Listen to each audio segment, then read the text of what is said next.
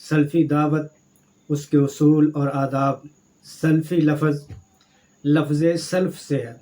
سلف قرون اولیٰ کے صحابہ کرام رضی اللہ تعالی عنہم اور تابعین عظام رحمۃ اللہ علیہم کو کہا جاتا ہے۔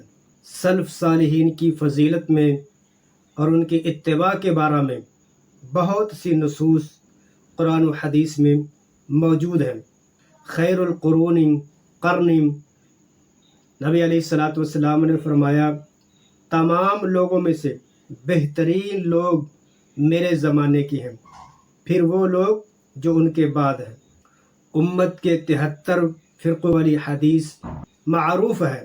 ان 73 فرقوں میں سے ایک جماعت کو جسے نجات کی، آخرت کی کامیابی کی ضمانت دی گئی اور جسے فرقہ ناجیہ بتایا گیا، اس کی جو خوبی رسول اللہ صلی اللہ علیہ وسلم نے اور اس کا جو بنیادی وصف بیان کیا، ما انا علیہ و اصحابی، جس پر میں ہوں اور جس پر میرے اصحاب ہوں گے۔